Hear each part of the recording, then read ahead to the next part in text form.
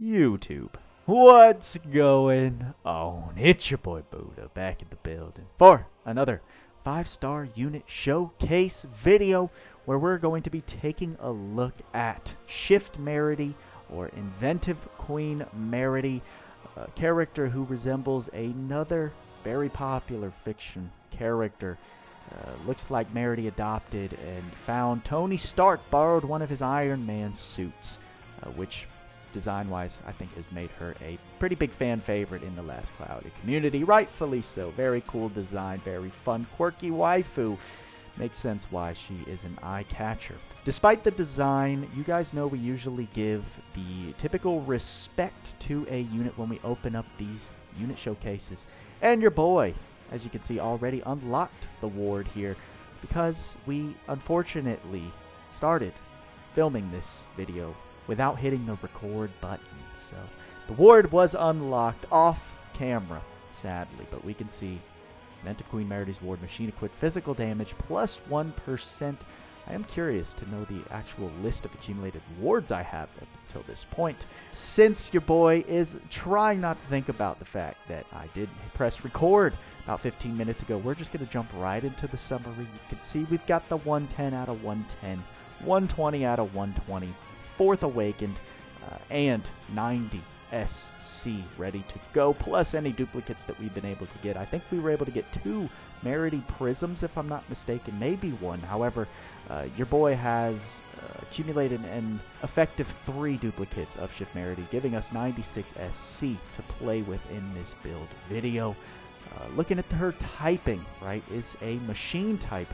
Now this is actually relevant in not only Arena, where you're trying to avoid certain damage slayers, but also in PvE, certain endgame battles. Last Cloudia has introduced a few world bosses or other types of fights where certain typings are effective in that fight, whereas others are not. So with Meredy not being the typical human typing, she does get a few benefits in certain fights with that machine typing, which is cool. You can see the stats here. I'm not going to go through each one individually, but we can see there is a bit of emphasis in the STR and defense. Attribute resistances, we can see she's got 10 resistance to the first 3 elements, and a pretty heavy weakness to thunder, neutral to light and dark. Ailment resistances, she's got some resistance to poison, neutral to blind and silence, resistant to curse, which is good, weak to stun, which does hurt, and resistant to illness. It does make sense, though, with the release of Meryn. Shift Meredy here got a little bit of spotlight, seeing that she is one of those event special characters. She gives you extra event bonus points and whatnot. So she falls into this machine category that Meryn also is in. And there's this common theme that the machine types are pretty weak to thunder and stun alike, which makes sense, right? Lightning, short-circuiting machinery, and whatnot. So definitely makes sense, the structure of her resistances here. Let's move over to the abilities. Her S1, Ring Laser, frontal long range fire combo attack. Very short and sweet and simple. Her S2, You Won't Get Away, frontal medium range ice attack, followed by a charge into a medium area combo attack with a chance to give a speed cut debuff. Looking at Lake's unit info spreadsheet, I will link that in the description and pinned comment below. We can see that the first 4 hits of that S2, on the 2nd and 4th hit, right, this is data mine information, there's a 13.5% chance to apply this -2 movement speed debuff for 20 seconds. So there's some clarification there. The S3 is full attack mode, jump forward for a wide area thunder combo attack. And the special Meteor Strike is a powerful light combo attack to all enemies with a little damage cap, plus 5,000. We like these AoE specials. They tend to be more effective than just single targets, so we'll take it. But definitely I don't think going to be a spotlight in this showcase at all. Looking at the traits, things get a little interesting. Her trait 1, Powered Gear. When hitting an attribute weakness, damage plus 50% and cap plus 5,000. When attacking with skills, cut enemy attribute resistance and then deal damage. For each repeat of a skill, cut attribute resistance more up to -15. This does reset each wave. So -15 isn't the craziest debuff. This is actually a really unique ability since it's not like our typical attribute ignoring effect. This does have the capability to lower enemy resistances, attribute resistances, into the negative or weak state, which she can then take advantage of that first part of this trait. Making a lot of sense, however, it's good to know that this just doesn't bring an enemy's attribute resistances to an effective 0, but then can't penetrate past that. This will and has the capability to lower the enemy into the weak state. So if you can bring an enemy below 15 attribute resistance, Meredy can finish the job bringing the enemy into that weak state, which is very cool. Very cool to see this type of ability built into a unit, and I hope we see more stuff like this moving forward. Her trait 2, built-in Golem Core. Abilities must be set to use skills based on which skills are usable. Nullify, flinch/cut magic damage from an element 20%. Now this trait is very wonky sounding and doesn't make a lot of sense until we get further into her base skill set, which we will review. I'll talk about it more then. However, just know that Meredy is only wanting to equip one out of these 3 skills here, and she can do that by unequipping and equipping certain skills in her innate ability board. We'll take a look at that now. Starting with the stat up, she comes with innately fighting spirit 5, resolve up 3. She does have royal armor, giving her a chance to reduce receiving critical hits. Fiend shield, giving her a little damage mitigation to this grouping of types. Auto protection minus 20%. Physical damage. Auto regeneration, which is fine. Auto haste, very nice. She comes with that. Pride 2, a very, very nice skill to come innately since we don't have it teachable, and it's the obviously superior version of our teachable pride. Elemental drive makes sense since she is multi-elemental with her skills. Weak point boost also making sense since she has this gimmick of dropping enemies into a weak state. She's then getting that extra damage when that's happening. Pose of glory, always nice to have innately, so a little bit of SCT sustain. Shockwave, going to help in arena mainly, however there are certain PvE stages where you do want to penetrate guard. Two-handed machine and dual wield, so we see 2 different alternative ways that Last Cloudia is suggesting you can build Meredy. The thought process for me is if you're gonna go with the single wielding, you're leaning more into this bruiser / potential tanking ability that Meredy has. We get that kind of suggestion with things like resolve up, royal armor, fiend shield, auto protection, a lot of damage mitigation she's got going on with certain skills, but also has that damage dealing ability in her trait, lowering enemies into the weak state, getting that extra cap boost, extra physical damage dealt. So they're presenting you 2 alternative ways to go about building her. Single wield for a more defensive route, dual wield if you want to take advantage of her full DPS potential, which is of course how your boy Buddha is going to build her in this video. Then she has machine boost, machine mega boost, so obviously they want you running machines on Meredy. Armor mega boost in case you do go the single wield route. Indomitable spirit, she's one of the few units that comes with this skill innately, and of course incredible since this is the best recover or survive lethal damage ability that we have outside of what Shift Roland has, which is basically this on crack. Sharp eyes, nice damage modifier for the skills innately. Destroy or greatly boost break. This, when we read it, I know in her reveal, made us think maybe she's going to have that crazy break damage that we saw her original form have. However, I can already tell you that is not the case. Through Tweaks' testing we saw in the Power Creep podcast, she does not have near the same break level that her original form had, and now that Meryn has upon his release. So, unfortunately, Destroyer might give her a little break boost, but nothing significant, nothing to note of. Giant Killing 2 she has innately. We did just see this skill become teachable on the latest UR arc, but with her coming with it innately is always great.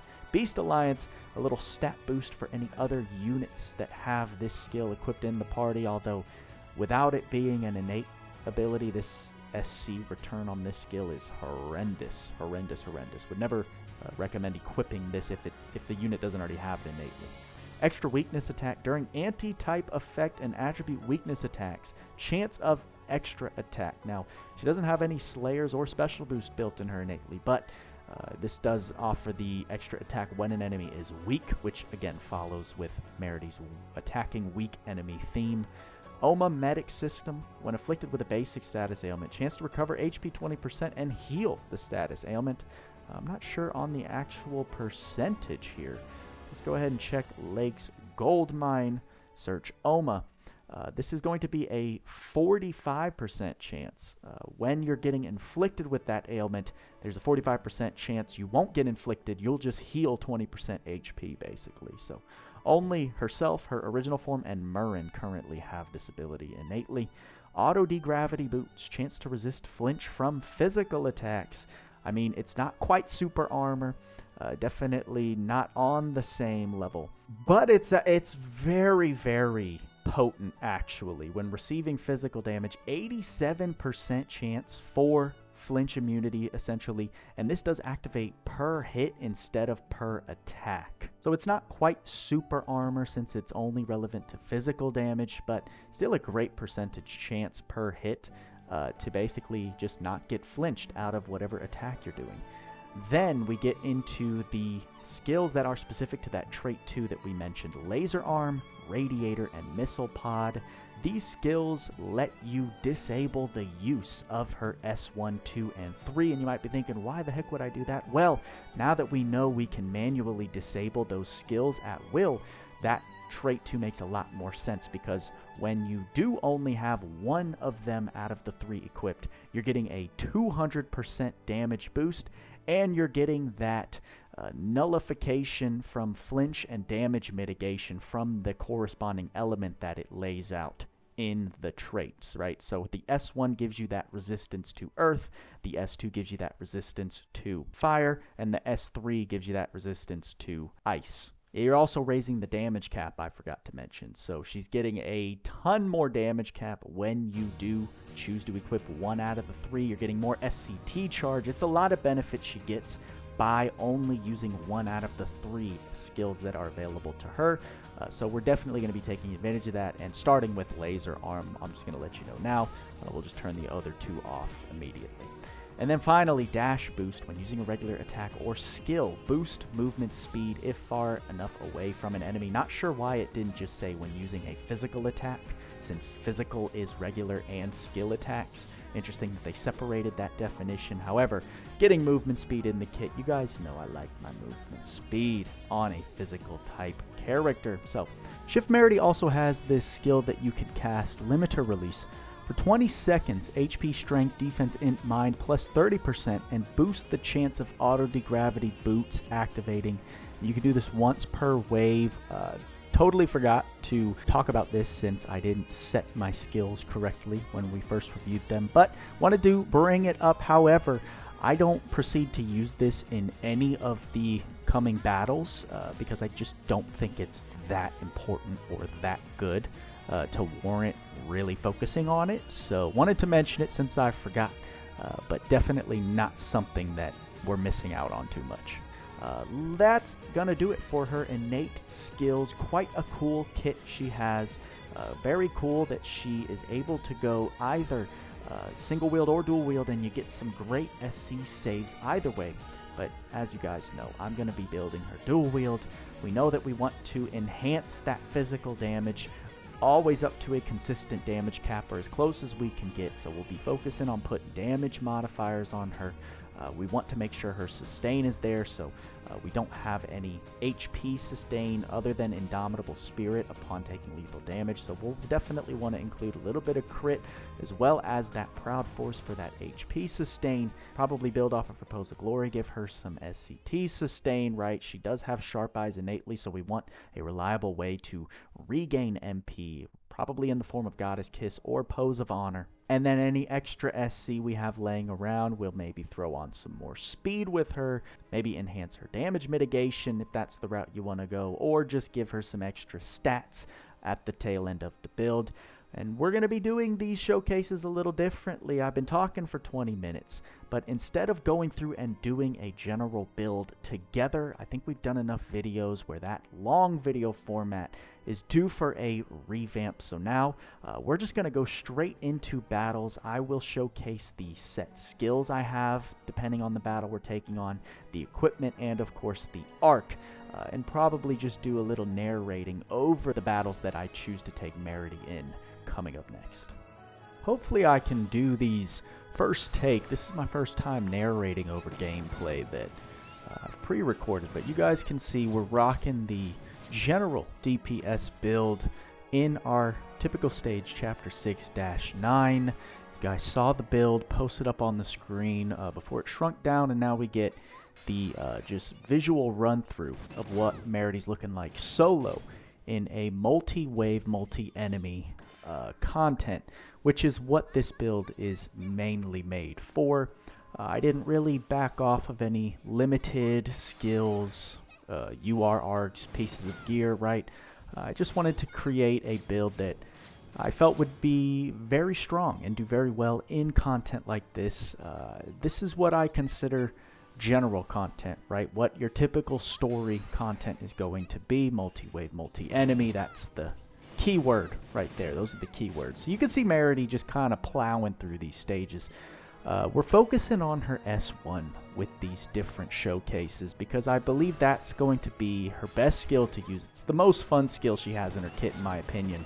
However, approaching the boss wave, this is why I like to run this stage, because we don't expect these last and final mobs to be as hard as they can be and tricky as they can be if you don't have things to work around a lot of their gimmicks. There's a lot of them. They're fast, moving all over the screen. Because Meredy's S1 is line of sight, we're missing a ton of them, which is just killing our DPS. Also, don't forget that since we're not running Slayers in this build, this is a general build. Our damage is severely mitigated against these guys. So you all saw that even full skill stocks, we couldn't kill the majority of them, and we ended up dying in this take. Why did I choose to keep this take in? Well, it kind of showcases that we have free continues going on. So at 0 crystal cost, don't forget, if you do lose, just revive. This applies to multiplayer stages too.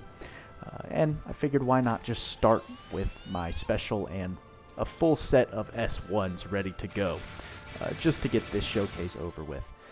But it also just proved the point that this stage, if you're not truly prepared for it, can get pretty tricky, and I believe Showcase is a bit more of an end game style general story, multi-wave, multi-enemy stage. But with that little revive, Meredy got the job done. If we had a bit more defense, if we had some support characters, we would have been able to clear that. No issues at all. Take 2 on this voiceover narrating that I'm trying to do. The second stage that we are going to attempt is this Vaahs Occulted God stage. It's because of something we mentioned earlier in this build showcase video, and that is that Meredy is of the machine typing.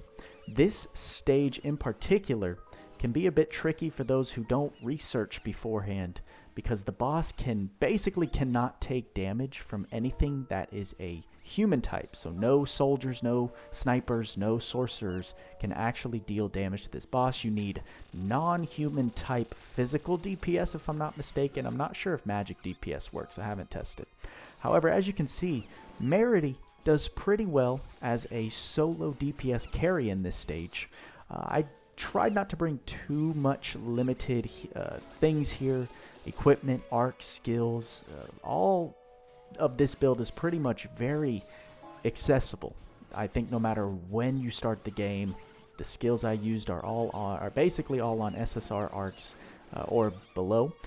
The only one I think I have in there is High Speed Shopkeep from the Near collab, but that's just 1 SC, gives her some extra movement speed. So that's an easy swap out for something else you can use, but we're using things like Swordsman's Tail to get that damage boost, and by now you probably saw a bit of shenanigans at the start of this battle. This was my first take.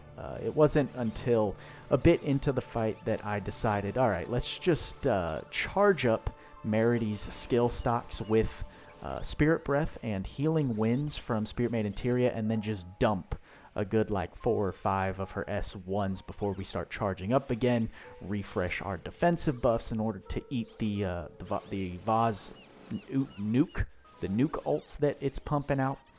And as you can see, I did speed this battle up into double speed just because it was quite long.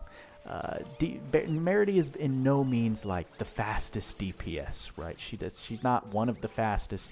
This is not considered a fast clear here, but for the most part, I can't remember if anyone actually died. I don't think so. If anything, we got one death that was able to come back with decoy. But the point of this showcase was to highlight Meredy carrying this fight as a solo DPS because she can deal DPS to Vaahs here, being a machine type. So that does make her valuable in any future events that are going to require non-human type DPS. And because her S1, it charges so fast, Spirit Breath works incredibly well here for this long, drawn-out fight. I didn't want to use Winry's Apple Pie. There are other SCT regeneration things that would work a lot better, get this battle done a lot quicker, but I wanted to go very non-limited friendly here just to see if we could manage it. And I tried to be flashy and end the battle on her ultimate, and I failed miserably. So the S1 got the killing blow, which is fine. Very happy with how that turned out, and again, just very happy with SMeredy altogether. Here we're going into some arena, y'all. Continuing on this take, this voiceover thing is difficult for me, but basically the ideology with SMeredy in arena is you want to take advantage of her ability to lower attribute resistances. We're just doubling down on that. That's why we have Shift Eliza there, lowering fire resistance with the charisma. We have, I believe, Spirit Maid Interior casting Giga Week whenever she has the MP.